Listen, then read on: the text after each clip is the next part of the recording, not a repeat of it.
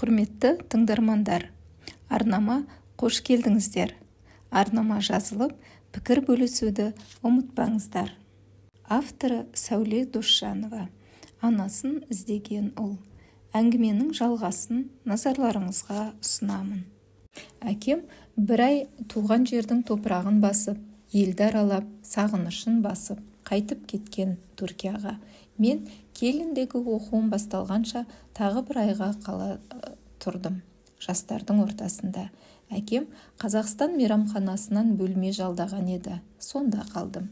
Үлкен кісі кеткен соң, сонда Толғанайды алып келдім. Ол маған ессіз ғашық па, білмеймін. Не істесем де көне береді. Менің айтқаным оған заң. Ол кезде екеуміз де 20-ның маңайындамыз. Жастық, мастық дегендей алды-артымызды ойламаймыз. Қыз бала болып ол да бәлсінбейді. Ертеңгі күні не болады, абыройым не болады демейді. Күндіз де, түнде де менің қойнымда. Оған үйленем, еліме алып кетем деп жүрген мен жоқ. Ала жаздай бірге тұрдық та мен оқуыма кеттім. Телефонмен хабарласып тұрдық. Қысқы демалыста іздеп келдім. Бір түрлі сағынып кеттім. Сірә да сезімім болған шығар. Әйтпесе сол кеткеннен кете берсем, мені іздегенмен Толғанай таппайды ғой. Телефонмен сөйлесіп жүргенде ештеңе айтпаған еді. Қарсы алғанда бір-ақ білдім. 2 қабат екен. Іші білініп қалыпты. Мені көріп қатты қуанды. Енді қайтесің десем, білмеймін деп мұңаяды. Сенің балаң ғой, аласың деп те айтпайды. Енді мен уайымға түстім. Қанша айтқанмен Европада оқып, біраз нәрсені біліп қалғанмын ғой. Әрі қыздан 3-4 жас үлкендігім де бар. Ол ауылдың аңқау қызы. Тастап кері қашып кетуге арым бармады.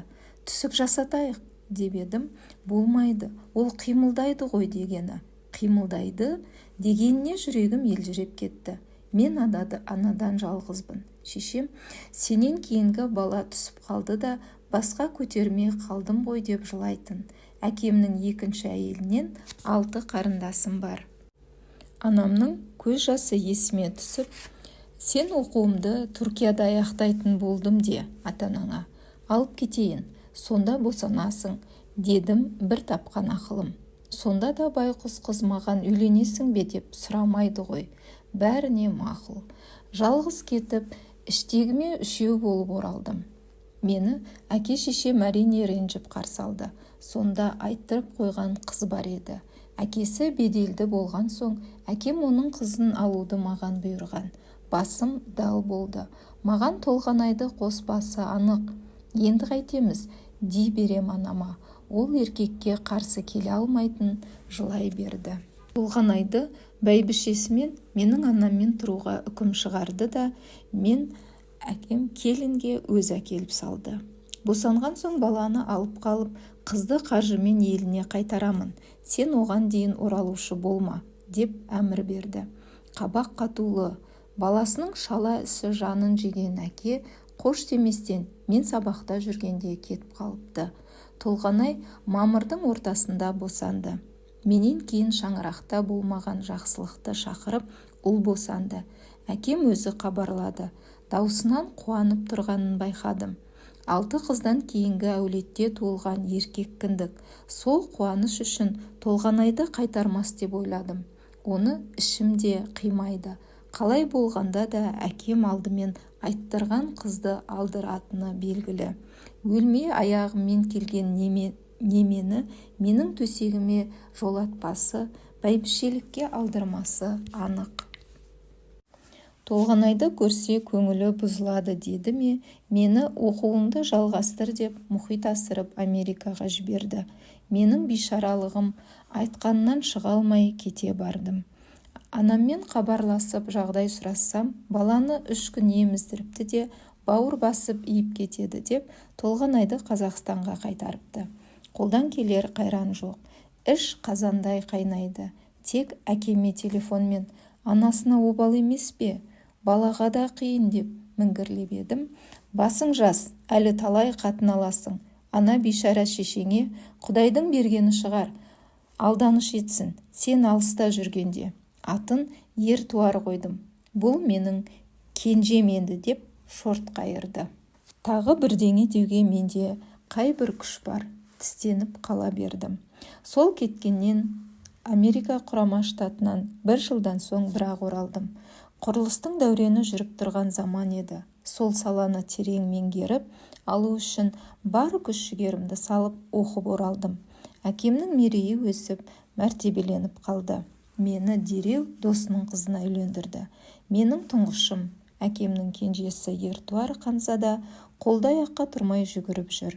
Анамның жаны соның үстінде. Мен ес білгелі, жанары тұнжырап, үйдің күйбің тірлігінен босамайтын бейшара анамның өміріне мына сәби өз сәулесін төккенін байқадым. Оған қараған сайын толғана есіме түседі. Аяп, елжіреп, есіме алып, қайда жүр екен деп ойланып кетемін. Арым іштей жанымды жейді. Біздің шаңырақтың бар қызығы, қуанышы Ертуар. Әттең сол қызыққа оны жарық дүниеге әкелген ананың ортақ болмайтыны жүрегімді ауыртты. Алланың оған берген бақытын біз адамдар тартып алдық. Әкем алып берген келіншегім де момын болып шықты. Үндемей, үй тірлігімен айналыса береді. Күні бойы маңайыма жоламайды. Тек түнде төсегіме келеді. Сөйтіп жүргенде 2 қызға әке болып та қалдым.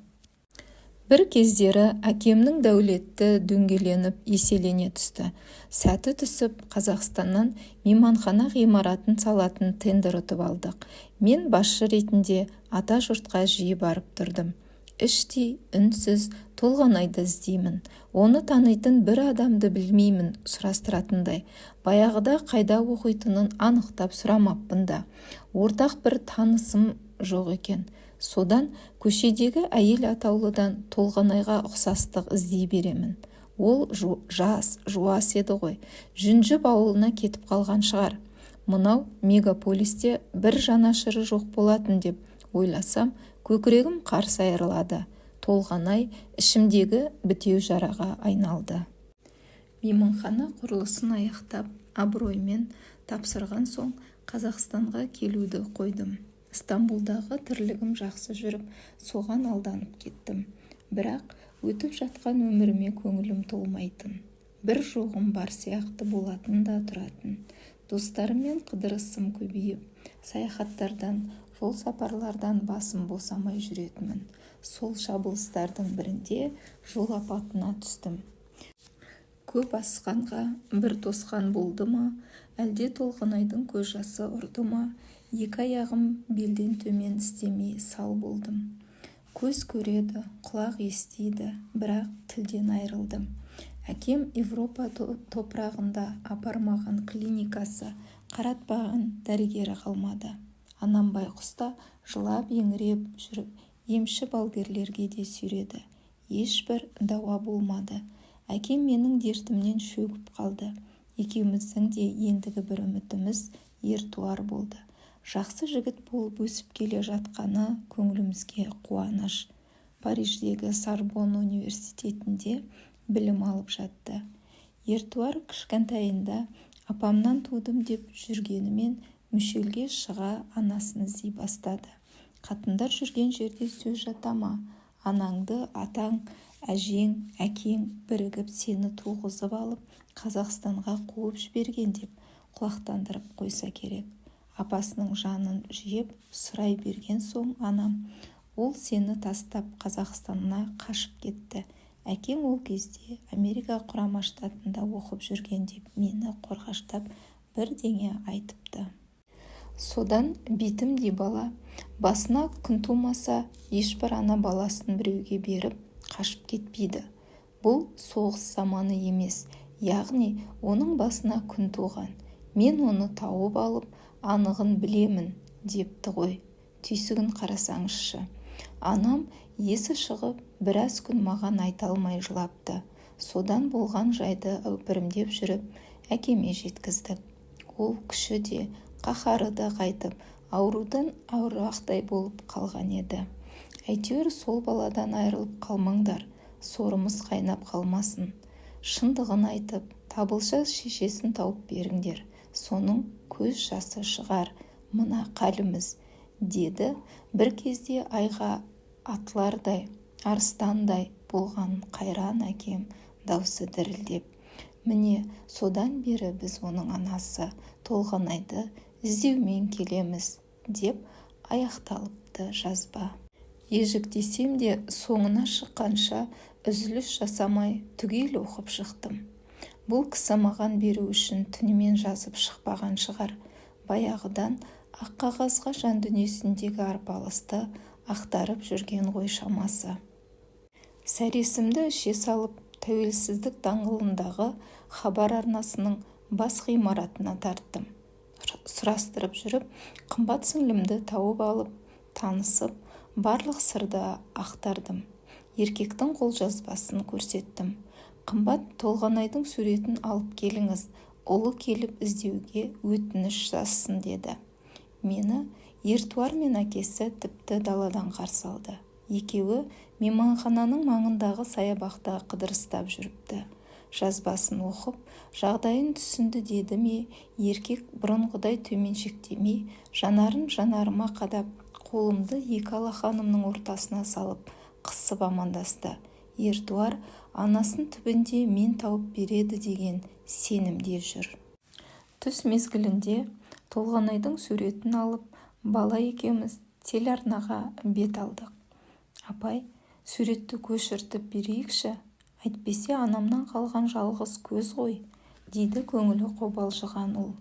Өзі бір көрмеген, тастап кетті дегендердің сөзіне сенбей, анасын шырылдап іздеп жүрген баланың адамгершілігіне разы болдым. Әйтпесе, ішкені алдында, ішпегені артында, молшылықта өскен, әлем мойындаған алты тілдің төртеуінде таза сөйлеп, Еуропа мен ақштың ең беделді оқу орындарынан білім алған жігіттің бойынан қазақылық есіп тұрды. Басқа бір санасыз көкірегінің сәулесі, жүрегінің мейірі жоқ біреу болса, барынан астанып, ішіп жеген, көргеніне мәз болар ма еді. Мені тастап кетіпті ғой, несіне іздеймін деп, елдің сөзіне сенер еді. Қайта шешесіне өшпенділігін өсе түсер ме еді. Әл-Фарабидің тәрбиесіз берген білім қауіпті деген сөзі бар. Ертуарға жақсы біліммен бірге жақсы тәрбие берген атасы мен әкесінен жылы жүрек салқын ақыл сыйлаған Алладан айналдым. Қымбат та бізді көргеннен қуана қарсы алып, қолжазбаны оқып шыққанын айтты. Суреттің көшірмесін беріп, өтініш толтырып, іздеуші ұлы мен әкесі, ата-әжесінің суреттерін қоса тапсырып қайттық. Есіме Айқын газетінің басшысы Нұртөре Жүсіп мырзаға айтсам қайтеді? Суретті жарияласа, қолжазбамен біреу болмаса біреу танып қалар деген ой түсті. Жазған құлда жазық жоқ. Ертуарды жетектеп алып, Айқын газетінің редакциясына келдім. Бас редактор Нұртөре Жүсіп қайным еді. Мен келеді дегеннен газеттің қым-қуырт шаруасын қия салып, қарсы алды айналайын. Ертуарды таныстырдым. Қолжазбаны бердім. Суреттің көшірмесін қоса тапсырдым. Ұлт жанды, адамгершілігі зор, көсем сөзші емес пе? Жағдайды бірден түсініп, орнынан қайта тұрып, Ертуарды бауырына басып, маңдайынан сүйіп амандасты. Жеңеше, бүгінгі газетті алдыңыздар ма? Деп таң азанмен жарқылдап телефон соғып тұр ғой. Ертеңіне анасын іздеген азамат деген тақырыбы айқайлаған мақала газетте жарқ етті. Толғанай мен Ертуардың бейнелері ортасына басылды. Ішінде қолжазбаның жан толғантар тұстарынан үзінділер де бар. Нұртөре Жүсіптің жылдамдығына, сөз толғауының шеберлігіне таң болдым. Түс ауа барған біздің сырымыз таң атқанша тасқа басылды да, таң ата оқырман қолына тиді ғой. Міне, журналистік жылдамдық, ой ұшқырлығы дегеніңіз техника заманымен үндесіп жатыр. Ғимараттың төменгі қабатындағы дүңгіршектен газеттің 5 данасын сатып алып, Ертуарға құстай ұштым қуаныштан. Алла ісімізді оңдайтын шығар деп, Ертуар құшақтап, сүйіп, Әкесі қолымды маңдайына тигізіп, газетті кеудесіне басып, мәре-сәре болды. Сенбінің кешінде бармысың бауырымнан аналы-балалы екеуінің суретін көрсетіп, тарихтарынан көрермендерді құлағдар етті. Содан көңіліміз күпті. Бір сүйінші хабар күтудеміз. Өзім жоғалған ұлымды тауып алатындай толғатып жүрмін. Жер түбінен жеткен ұлдың үміті, менің бар шаруамды тастап, шапқылаған еңбегім ақталса екен. Күйеуім, балаларым бәрі тілектес болып жүр. Қазақтың салтымен Ертуарды әкесімен меймандыққа шақырып төр көрсеттік. Ертуар күйеуіме қатты ұнады. Мынау бір ел билейтін бала болғалы тұр екен. Әттең, осы білімін Қазақстанға келіп, ел пайдасына жаратса ғой деп қояды. Сенесіз бе, сенбейсіз бе, ертесіне бір әйел телефоныма хабарласты. Мен Толғанай Берсінбаеваны бірден таныдым. Женпеде тарих факультетінде бірге оқығанбыз. Екінші курста оқудан шығып қалған деп тұр. Арғы тарихын білмеймін, өзін суреттен таныдым деді. Білесіз бе, қай облыстан еді деп, мен де қоймаймын тақымдап, ең болмаса туған жерін білейін деп. Осы Алматының маңайынан, Нарынқол жағынан болар, Қытаймен шекаралас біз дегенін естігенім бар. Өзі көп сөйлемейтін, тұйық қыз болатын, деді бар білгенін ақтарып хабаршым. Теледидар да іздеп жатты ғой, бірақ айқынға бергеніміз жақсы болыпты. Газет халықтың көзі һәм құлағы деген рас екен. Халық көзбен көріп, құлақпен тарата бастады. Енді Толғанай Берсінбаева деп іздеуге көштік. Алматы облысы бойынша мұрағаттардың анықтама бөлімдеріне сұрау жіберттік. Хабардан аты жөнін толықтырып айтып, тағы хабарланды. Газеттің қолдан қолға, құлақтан құлаққа жылдам жететініне тағы куә болдым. Ертеңіне тағы бір әйел телефон шалды.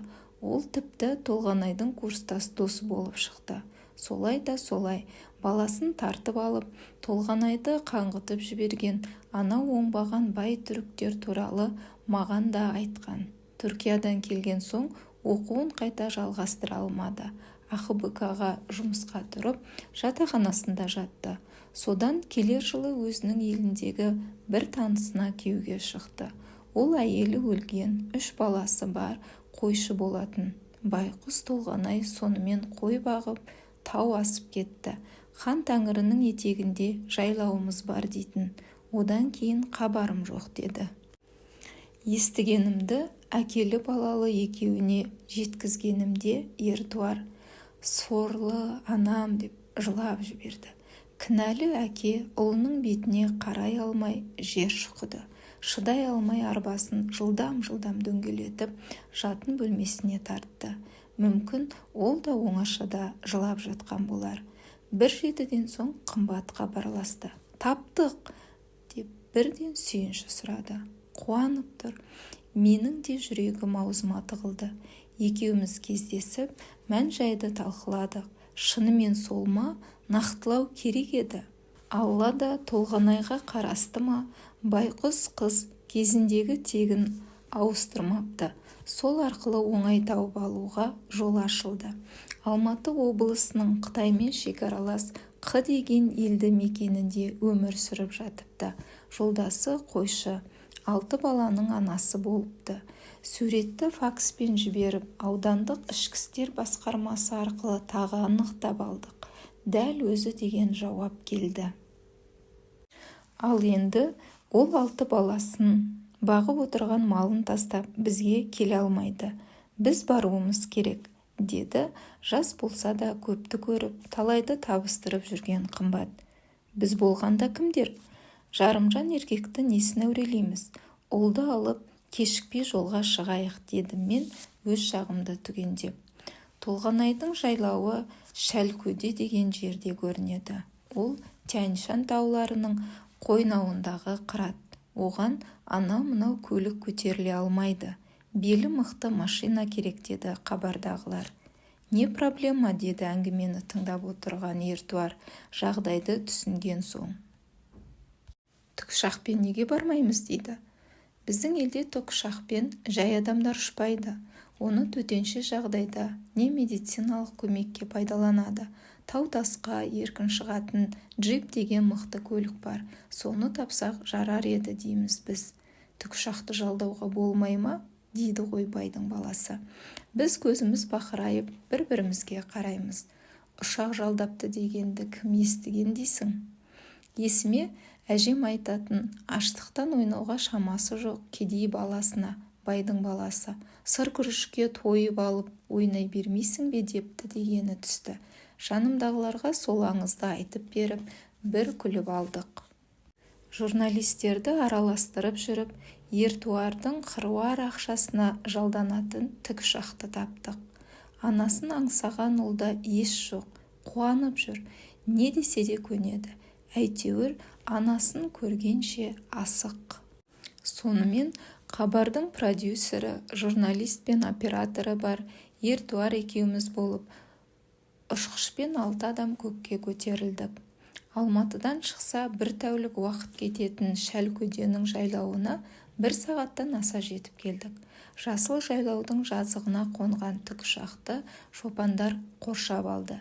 Келеді деген хабарларыңызды естігенмен, дәл осындай аспаннан түсе қалады деп ойламап едік деп Толғанай қарсы алғанда жүрегі жарыла қуанды.